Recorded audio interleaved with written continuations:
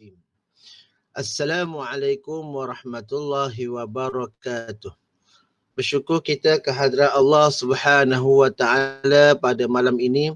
Masih lagi kita berpeluang untuk kita sama-sama kita kata bedah buku lah, bedah buku, tetapi konsepnya adalah berbeza dengan yang sebelum ini.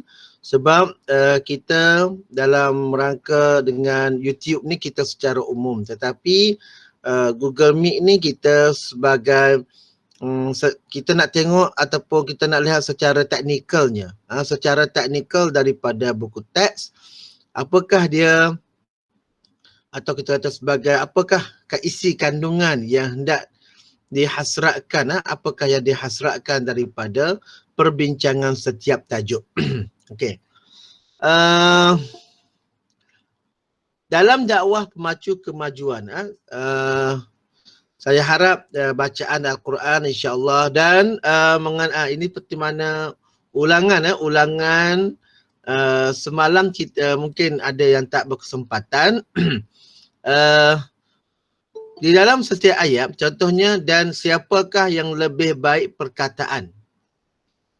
Di dalam ayat ini, penjelasan kepada pelajar antaranya ialah kita boleh kita jelaskan apakah yang dimaksudkan dengan lebih baik perkataannya. Dan berikan contoh, kalau boleh sebaik-baiknya dalam satu kenyataan itu untuk memahamkan lebih kepada pelajar, kita berikan contoh. Okey? Sebagai contoh, yang terbaik perkataannya, yang manakah yang dikatakan perkataan yang terbaik. Boleh rujuk semula dalam surah An-Nisa. Dalam surah An-Nisa tu Allah Ta'ala telah terangkan apakah dia perkataan yang terbaik. La khaira fi kasirin min najwahum illa man amara bi sadaqatin aw ma'rufin aw islahin bainan nas. Iaitu ada 3 jenis kategori perkataan yang baik yang Allah telah nyatakan di dalam Al-Quran. Okey. Yang kedua ialah mimman da'a ilallah, dan daripada orang yang menyeru, daripada orang yang menyeru manusia kepada Allah. Ini ialah dipanggil sebagai bayan daripada perkataan, daripada man ahsanu qawlan. Jadi Allah menjelaskan bahawasanya orang yang perkataannya terbaik ialah orang yang menyeru kepada Allah. Tamam. Wa amila salihan. Inilah yang saya katakan tadi. Kalau kita rujuk balik ayat daripada surah An-Nisa, saya tak tahulah ayat yang keberapa. Tetapi dia bermula dengan la khaira fi kasirin min najwahum illa man amara bi sadaqatin aw ma'rufin aw islahin bainan nas. Iaitu tidak ada perkataan yang terbaik daripada kalangan kita ni, ialah pertama menyeru ke arah kebaikan ataupun menyeru amar bil sadaqatin, menyeru kepada sedekah, dan yang ketiga ialah menyeru kepada au islahin bainan nas, kepada manusia berbaik-baik semula. Itu ialah antara maksud daripada soal surah An-Nisa. Tetapi ayat ini Allah Ta'ala menjelaskan dengan secara terang, orang perkataan yang terbaik ialah mengajak, menyeru manusia kepada Allah dan beramal dengan amalan yang soleh. Dan berkata, sesungguhnya aku daripada kalangan orang Islam. Sekadar itu saja penjelasan kepada pelajar. Mudah-mudahan insya-Allah pelajar akan lebih jelas. Sebab itu saya katakan tadi, seboleh-bolehnya kita berikan keterangan. Contohnya memberikan contoh pada pelajar. Sebab kita dah bincang di peringkat mesyuarat sebelum ini, kalaulah terkadang perkataan ataupun ta'arif dalam kitab dan lain-lain agak lebih lebih panjang, maka kita boleh memberikan ta'rif secara contoh. Jadi beramal soleh ni kita boleh jelaskan kepada pelajar sebab ia dekat dengan pelajar. Supaya dia dekat dengan pelajar, berikan contoh. Nah, itu antara yang terbaik lah. Antara yang terbaik yang boleh kita lakukan. Okey. Maksud dakwah, menyeru supaya melakukan perkara yang diperintahkan oleh Allah dan meninggalkan larangannya, itu yang senang saja. Jelas dakwah itu ialah menyeru. Yang mana yang dakwah sebenarnya di sini? Menyeru. Tetapi daripada sudut maksud. Bila sebut maksud, maksud bukannya ta'rif. Tapi kadang-kadang boleh juga ialah ta'rif. Kadang-kadang ia boleh juga daripada sudut tarif. Sebab itulah bila kita pergi pada bab haji, bab haji dan umrah dalam buku teks tingkatan 4 ni, nanti kita akan lihat ada beberapa mungkin ada kita kata mungkin ada persoalan. Kenapa haji dengan umrah ni dari sudut bahasanya, apalah kita terus pergi tengok. Kita terus lihat dalam daripada bab haji dan umrah. Okey. Haji, tujuan dan maksud. Ziarah ialah, umrah ialah ziarah. Okey. Ada orang tanya, kenapa haji daripada buku KBSN sebelum ini, maksudnya ialah ziarah, manakala umrah juga ialah ziarah. Lebih kurang begitulah. Saya kata daripada mana-mana kitab pun dia menyatakan haji pada bahasa ni ialah maksudnya al-qasdu. Al-qasdu. Jadi bila haji daripada sudut bahasa al-qasdu, jadi perkataan yang terdekat dengan perkataan haji itu ataupun al-qasdu itu ialah tujuan. Sebab itulah kita letakkan satu lagi ialah maksud supaya lebih dekat dengan kefahaman kita. Yang pertama. Yang kedua, kenapa kita tak samakan dengan ziarah ataupun haji dengan umrah? Disebabkan oleh kalaulah ianya maksud dari sudut bahasa ialah sama. Haji pun sama, umrah pun haji pun ziarah, umrah pun ziarah. Maka saya kata baik tak payah tulis. Baik kita satukan. Contohnya kita tak payah buat senang sempadan sini. Bila kita buat sempadan di sini maksudnya ada perbezaannya. Haji itu apa? Ziarah itu apa? Dari sudut bahasa. Sebab itulah dia kata al-qasdu. Kadang-kadang ada orang kita ni dia kata daripada mana ni? Boleh tengok daripada kitab-kitab fiqh contohnya. Sebab sebenarnya kita dalam fiqh ni kita banyak merujuk al-fiqh al-manhaji. Tapi banyak juga saya merujuk contohnya kitab al-majmu' syarah kepada muhazzab. Al-majmu' syarhul muhazzab. Tapi agak tebal lah. Terkadang kita tengok juga Rawdatul Talibin. Terkadang kita tengok juga kitab al-fiqhul islami wa adillatuh. Al-fiqhul islami wa adillatuh. Dan untuk makluman semua ataupun kitab Al-Mawsu'ah. Al-Mawsu'ah Al-Fiqhiyah. Al-Mawsu'ah Al-Fiqhiyah di ini, alhamdulillah pada saat ini saya antara penterjemah lah daripada untuk Dewan Bahasa dan Pustaka. Kita nak terjemahkan Al-Mawsu'ah itu ke dalam bahasa Melayu. Supaya di kalangan kita ni boleh ambil faedah daripada Al-Mawsu'ah. Sebab kita telah mendapat kebenaran daripada pihak Wizarah Al-Awqaf daripada Kuwait. Alhamdulillah. Jadi antara tugasan yang pada saya pada hari ini ialah kita nak terjemahkan semula kitab tersebut ke dalam bahasa Melayu. Jadi antara rujukan juga dalam bab fiqh ni ialah kita gunakan ialah Al-Mawsu'ah. Ada juga saya gunakan ialah syuruh kepada Minhajul Talibin. Contohnya mengenai muhtaj ke, kalau tak jumpa juga jawapan, kita tengok dalam Tuhfatul Muhtaj ke ataupun Nihayatul Muhtaj. InsyaAllah di sana banyaklah, adalah dekat di sana nanti insyaAllah jawapan-jawapan bagi persoalan-persoalan fiqh.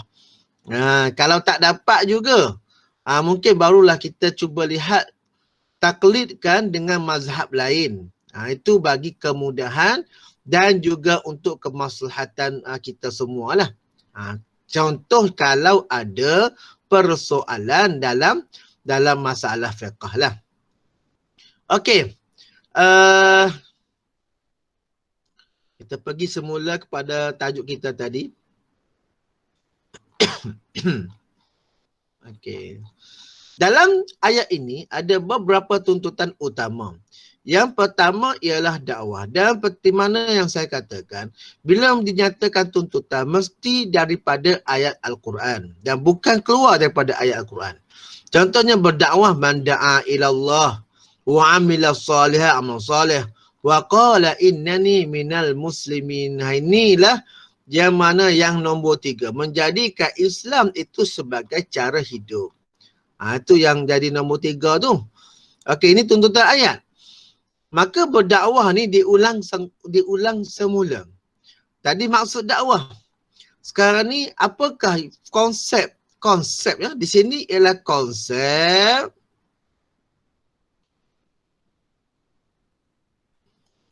dakwah, berdakwah. Berdakwah ialah mengajak dan menyeru manusia supaya takut kepada Allah dengan pendekatan yang terbaik. Jadi boleh rujuk semula daripada surah An-Nahli. Cara yang terbaik dan teknik strategi yang terbaik telah Allah nyatakan dalam Quran dalam surah An-Nahli. Dan ini ada dalam buku teks tingkatan 2 KBSM dulu. Jadi dibawa semula supaya kita semua ingat balik yang ini ialah pendekatan dan juga teknik. Cuma ada kemungkinan ada orang tanya, hari ini yang ceramah-ceramah tu adakah ia termasuk dalam dakwah? Okey, jawapannya saya pernah dengar ataupun saya pernah berbincang tajuk ini. Adakah ceramah itu dikatakan sebagai dakwah? Bila kita nak kata dakwah ni, kalau kita bacalah contohnya kitab Fathiyakan kan. Apakah yang dimaksudkan dengan dakwah? Apakah rukun dakwah? Sebab bila kita nak kata ianya satu dakwah, dakwah ni mesti ia ada kesan ataupun ada rukunnya. Dan antara rukun dakwah pertama ialah da'in. Ni saya petik balik daripada buku Prof Abdullah Matzin mengenai fiqh dakwah. Dia nyatakan bahawasanya dakwah ni bukan kita kata sekadar cakap, sekadar motivasi sahaja, tidak. Mesti ada pertama ialah dakwah, da'in. Seorang pendakwah, seorang yang pendakwah. Yang kedua mestilah dia ada mad'u. Orang yang diajak. Ataupun kita kata sebagai siapakah kelompok yang kita nak dakwah tersebut. Yang ketiga mestilah ada maudhu'un dakwah. Mestilah ada topik perbincangan di dalam dakwah. Yang keempat ialah uslubud dakwah. Jadi bolehlah kita nilai balik. Adakah ceramah-ceramah itu boleh kita kategorikan sebagai dakwah ataupun tidak? Orang bercakap dakwah, da'in ada. Mad'u insya-Allah pun ada. Siapakah kelompok yang orang yang kita ceramahkan itu? Pendakwah. Orang yang kita dakwahkan itu. Maudhu'un dakwah. Ni yang tak ada. Maudhu' ni maksudnya apakah tema yang kita hendak dakwahkan pada hari ini. Bagi contoh, temanya mesti daripada Al-Quran dengan hadis. Contoh, temanya ialah amal soleh. Ataupun kita kata takwa ilallah. Atau dan yang keempatnya kita ringkaslah. Banyak lagi lah maudhu' dakwah ni banyak lah. Yang keempat mesti ada uslubud dakwah. Jadi kalau kita mungkin dakwah ni kita mungkin nampak sebagai ceramah saja, tidak. Mesti ada keempat perkara yang saya sebutkan tadi. Ini barulah dia dinamakan sebagai dakwah. Kalau tidak dia sebagai mungkin sebagai pengingat, muzakir, ataupun mungkin dia sebagai orang yang memotivasi, motivator dan lain-lain lah. Nak jadikan dakwah mesti mencukupi keempat rukun. Rukun yang telah saya sebutkan tadi. Okey. So, Dan bagi orang berdakwah ini, mestilah ada uslubnya, mesti ada tekniknya. Dan tekniknya yang Allah telah berikan pertama dengan hikmah. Hikmah di sinilah yang mana ia merupakan satu skop yang luas. Skop hikmah ni luas. Bagaimanakah kita mengajak manusia dengan hikmah? Adakah hikmah itu ialah berbentuk debat? Ataupun hikmah itu berbentuknya adalah mungkin sampai kepada kita melakukan sesuatu, contohnya pada hari ini hikmah ni, contohnya ialah penggunaan gadget. Boleh tak dikatakan sebagai hikmah? Mana-mana perbuatan atau perkataan yang merujuk pada hikmah, maka dia dikatakan sebagai ud'u ila sabili rabbika bil hikmah. Dan kadang-kadang kalau hikmah ni dia lebih luas. Perbahasan tentang hikmah ni luas. Ya. Nasihat pengajaran yang baik. Dan bahaskanlah dengan mereka secara baik. Ini adalah tuntutan dan kita salah tahulah. Cuma yang menjadi persoalannya ialah adakah hikmah ni ialah sekadar mengajar sahaja ataupun lebih luas daripada itu. Terkadang hikmah juga ialah melibatkan peperangan. Nak mengajak manusia ke arah jalan Allah Ta'ala ni perlu kepada dakwah. Mungkin kalau tak dengar juga dengan cara rundingan, mungkin kita sampai kepada supaya mengajak mereka supaya ikut jalan Allah Ta'ala ni, maka perlu kepada jihad. Yang ni yang saya sebutkan tadi, hikmah ni luas. Bukan sekadar kepada debat ataupun WhatsApp. Kita WhatsApp, awak ialah orang pendakwah. Pendakwahlah mungkin pada bahasa saja. Tetapi kalau istilahan dakwah itu, ia merupakan lebih luas. Beramal soleh ialah perbuatan. Maksud yang soleh, amalan ni terbagi dua lah. Amal yang soleh. Yang kedua, amal yang taleh. Amal taleh ni ialah amalan yang tidak baik lah. Perbuatan yang baik yang dilakukan mengikut panduan Al-Quran dan As-Sunnah. Mestilah ianya mengikut Quran dan Sunnah. Dan telah saya bahaskan tadi dalam rakaman mengenai perkahwinan dengan isu-isu mengenai berkaitan tentang bagaimanakah yang dikatakan sebagai bid'ah. Adakah membuat kenduri itu adalah bid'ah ataupun tidak? Maka jawapannya lihat pada niat kita. Kalaulah kita buat sesuatu itu dan kita mewajibkan perbuatan tersebut, sedangkan ia tidak termaktub, tidak tersebut di dalam Quran dengan hadis bahawasanya ia adalah wajib, maka itu dinamakan sebagai bid'ah. Sebagai contoh, buat kenduri ketika bertunang sebagai contoh. Orang datang meminang anak perempuan kita contohnya. Jadi kita buat kenduri. Andai kata kita niatkan ia merupakan sesuatu yang menjadi kewajipan kepada kita buat, maka itu adalah namanya bid'ah. Tapi kalau kata-kata saya buat ni kerana memikirkan orang datang jauh, orang datang rumah kita pun pada masa waktu tengah hari. Jadi eloklah kita hormati tetamu dan kita berikan mereka sedikit jamuan sebagai contoh. Kalau diniatkan begitu, maka kenduri kahwin itu merupakan kenduri bertunang itu ataupun jamuan ketika bertunang itu adalah tidak menjadi bid'ah lah. Kerana tidak disebutkan di dalam hadis, Al-Quran atau hadis.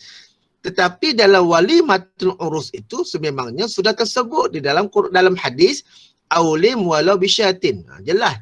Maka ia tidak menjadi persoalan sama ada itu kita nak kena niat ataupun tidak. Cumanya bagaimanakah cara pelaksanaannya itu, itu nombor dua lah. adakah mengandungi unsur-unsur khurafat ke, ataupun mempunyai unsur-unsur pembaziran ke, itu perkara yang kedua. Yang penting ialah adakah ianya termaktub di dalam Al-Quran dengan Al-Hadis, supaya nanti amalan yang kita buat itu merupakan amalan yang soleh. Sebab nak jadi yang soleh ni ialah mesti mengikut Quran dengan hadis. Dan mungkin kita tertanya-tanya, kalau begitu Ustaz, ada soalan pada pelajar lah mungkin. Nah, kalau ada, kalau tak ada tak apalah. Kalau begitu, bagaimana pula dengan kendur ataupun jamuan selepas tahlil arwah? Ada orang tanya begitu. Okey, kalau macam sama juga dengan yang saya sebutkan tadi tentang bertunang tadi, jamuan bertunang. Kalaulah kita niatkan ia merupakan kewajipan, maka ia adalah bid'ah. Kalau kita kata begini, contoh apa yang pernah seorang profesor dia maklumkan kepada kami dalam kelas, dia kata, okey, contohnya bila berlaku kematian. Bila berlakunya kematian, maka ketika itu siapakah yang berhak ataupun yang semolek-moleknya berdoa untuk keluarganya? Maka jawapannya ialah anak dia lah. Anak dia lah yang sebaik-baiknya, sebab itu ada memang ada dalam hadis. Tetapi pada hari ini, adakah semua anak-anak kita ni ataupun semua anak-anak yang ada pada hari ini, boleh tak mereka ni membaca doa, lagi membuat kita kata sebagai kaifiat untuk berdoa untuk kebahagiaan, kesejahteraan ibu bapanya yang telah meninggal dunia? Maka jawapannya kemungkinannya tidak semua.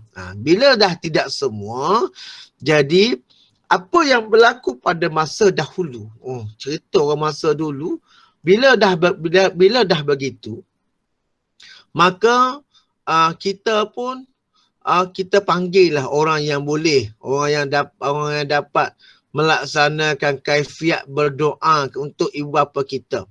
Contohnya panggil tu imam datang ke rumah kita, ataupun dan orang ramai lah, sebab doa orang ramai ni ialah makbul. Kita ajaklah si A dan si B, ajak semua lah datang ke rumah. Bila datang ke rumah, yang membacakan doa itu ialah siapa? Ialah tu imam.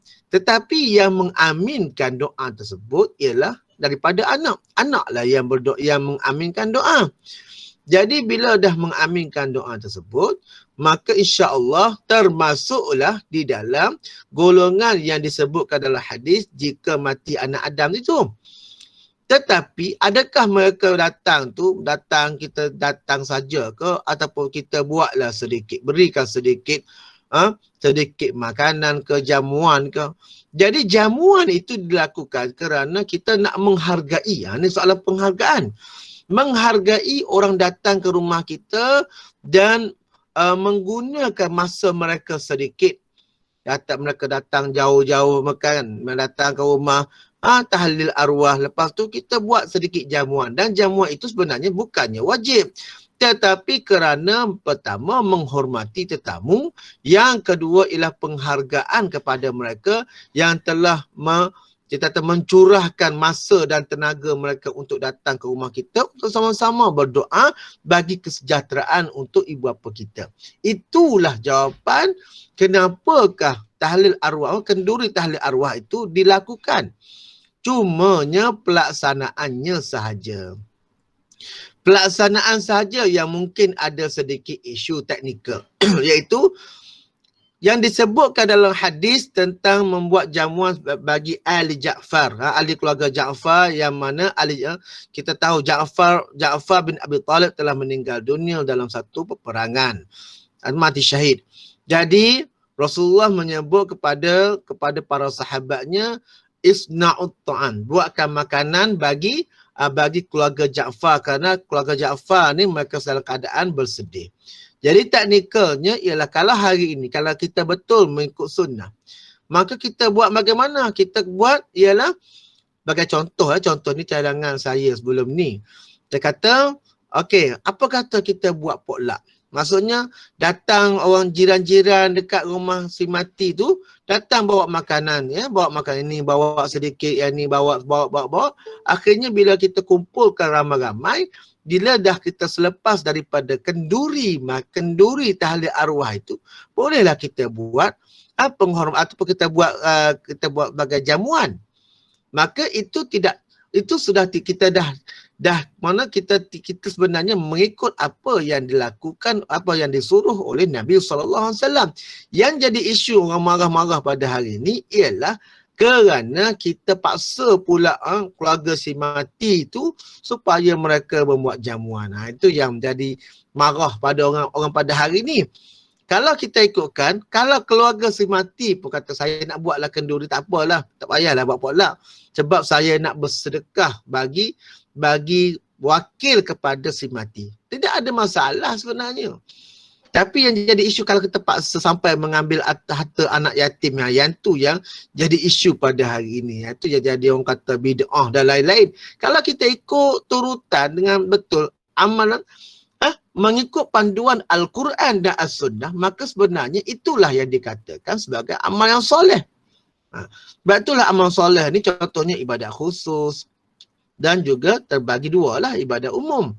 Okey.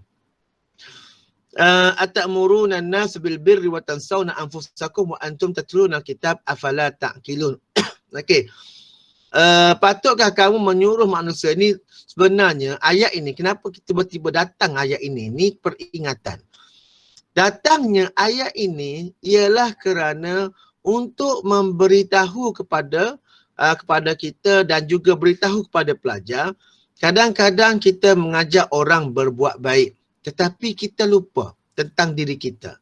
Jadi sepatutnya bila kita dah mengajak orang supaya berbuat baik, ini kesinambungan daripada tadi. Yang pertama berdakwah tadi, maka seharusnya jangan kita sekali-kali lupakan amal soleh untuk diri kita. Yang kita sibuk untuk berdakwah, tiba-tiba kita lupa apa yang sepatutnya kita harus kita lakukan. Sebab itulah kalau kita tengok, kita boleh kaitkan dengan Sultan Muhammad Al-Fatih. Ni cerita masa dulu kan. Sultan Muhammad Al-Fatih ni, dia antara orang yang tidak pernah meninggalkan solat pada waktu malam selepas daripada dia balik. Itu kita boleh kaitkan dengan pembinaan generasi akan datang. Sebab apa? Ajak orang buat baik, tiba-tiba dia sendiri tak buat. Yang ni yang menjadi agak kekesalan dan ia merupakan teguran daripada Allah Subhanahu Wa Taala. Menjadikan Islam sebagai cara hidup. Setiap Muslim dituntut supaya menjadikan Islam sebagai cara hidup, iaitu pelaksanaan ajaran Islam dalam semua bidang. Yang ni yang kita kena terangkan sedikit pada pelajar. Maksudnya ada bidang apa?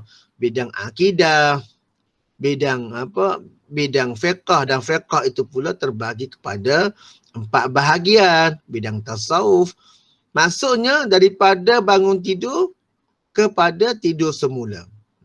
Sebab itulah Allah telah menjelaskan di dalam Al-Quran surah Maidah, Allah telah sempurnakan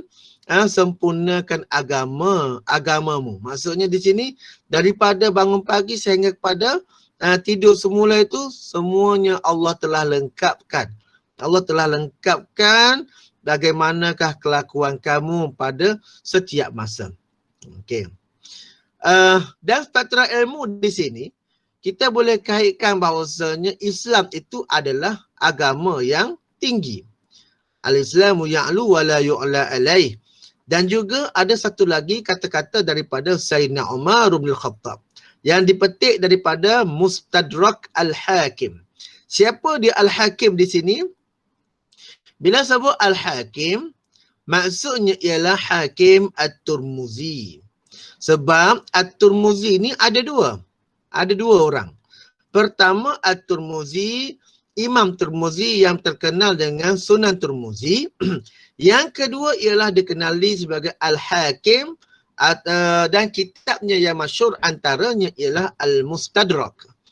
apa-apa yang tidak ada daripada Bukhari dan Muslim, hadis dalam Bukhari dan Muslim, tetapi ianya menepati syarat Imam Bukhari dan Muslim, tetapi tidak termasuk dalam kitab Bukhari dan Muslim, diletakkan dalam namanya Mustadrak. Nah, itu yang jadi Mustadrak Al-Hakim tu. Okey, pengajaran ayat.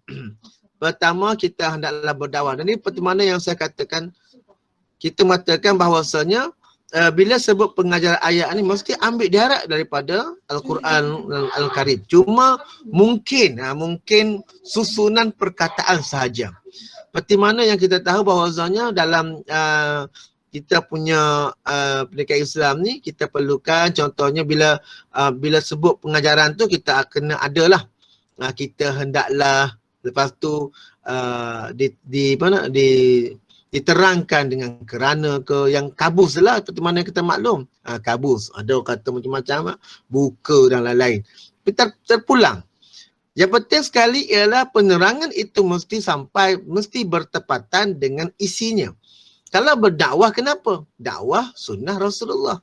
Kalau beramal dengan amalan soleh, supaya menjadi contoh pada orang lain. Ini ada dalam ayat Quran tadi. Kita hendaklah menjadikan Islam sebagai cara hidup yang sempurna. Okay, yang ni yang atas lah. Ini al-yawma akmaltu lakum dinakum. Jadi nota gurunya bimbing murid berdakwah. Jadi sebab itulah sedikit kita perlu buat sedikit dipanggil sebagai extracurricular. Extra. Bukan koko. Extracurricular ni tambahan lah. Kalau di negara barat, extracurricular ni contohnya buat pembacaan buku dan lain-lain.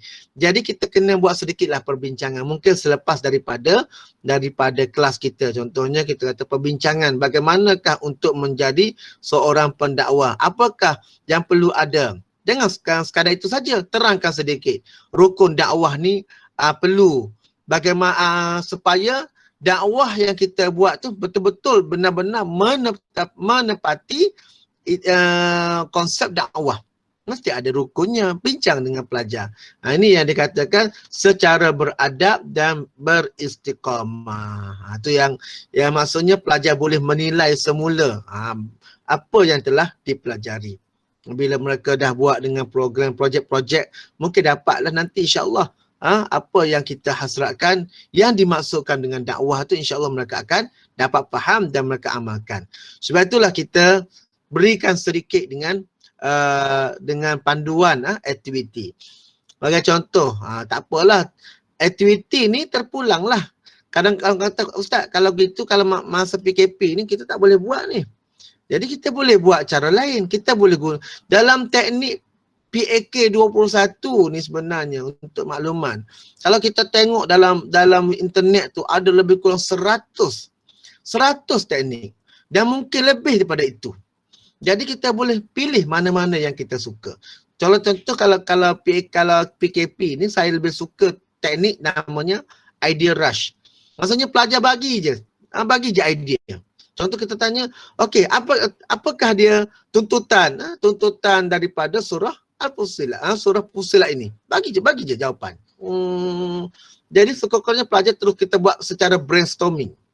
Itu antara yang memberi kesan kepada pelajar. Badan dakwah ni secara internet. Sebab apa kena ada internet, kena ada pemikiran. Okey, begini. Kehendak daripada kementerian sekurang-kurangnya kita ada 3. Pertama ialah PAK 21. PAK 21. Yang kedua ialah carian internet. Yang ketiga ialah peta pemikiran.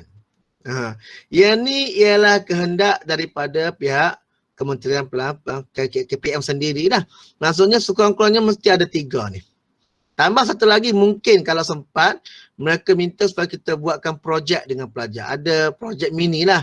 Contohnya macam buku scrap ke dan lain-lain, folio ke.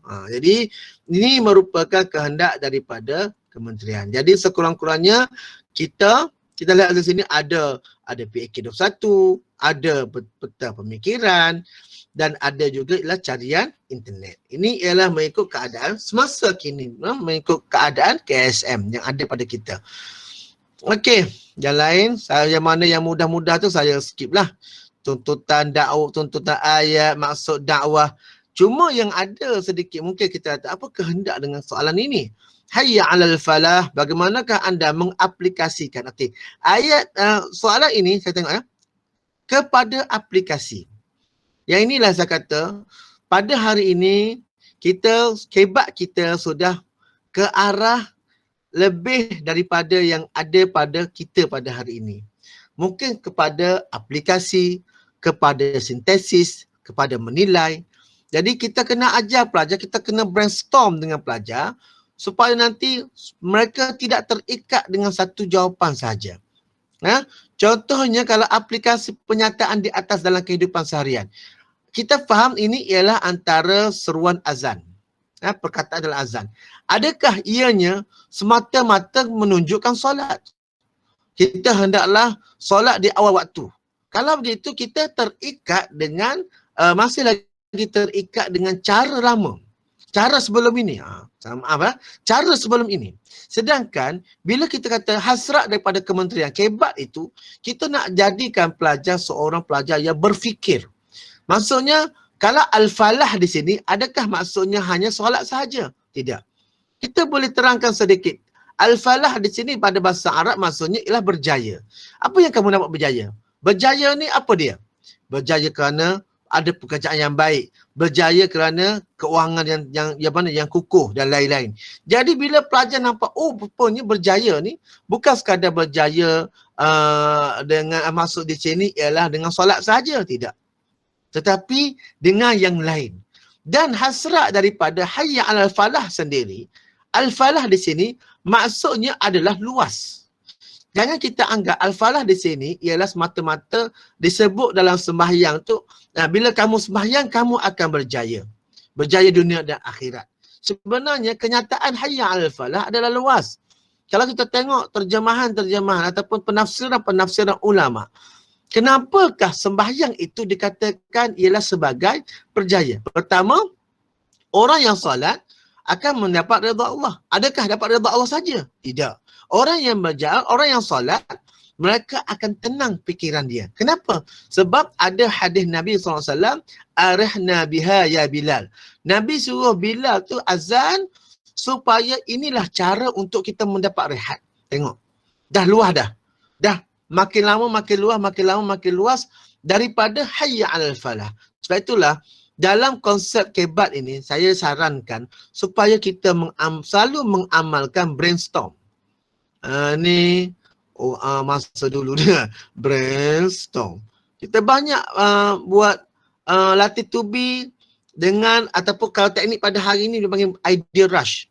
Idea rush dengan pelajar, mudah-mudahan pelajar akan berikan banyak sekali idea mereka, dan mereka boleh menjana pemikiran.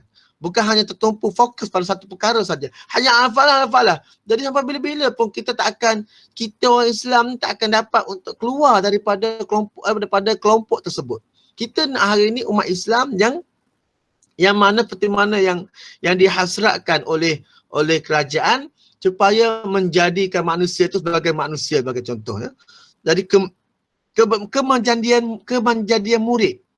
Murid berfikir, bukan sahaja kebat aras seperti menjelas tentang akibat, tentang kesan, tetapi lebih daripada itu.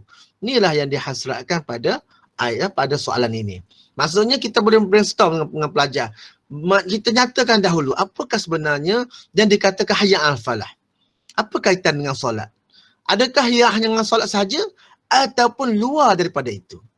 Jadi kita boleh brainstorm dengan murid, insya-Allah kita akan dapat faedah daripadanya, dan murid juga akan mendapat faedah daripadanya. Jadi cukup dahulu perbincangan kita pada malam ini berkenaan tentang dakwah pemacu kemajuan. Jadi lihatlah sendiri betapa periknya dan beratnya satu tajuk yang perlu kita galas dan pikul kerana kita berdepan dengan murid pada hari ini, murid yang mana berkeinginan untuk mengetahui, berkeinginan untuk belajar. Jadi seharusnya kita sebagai seseorang yang memikul amanah ini,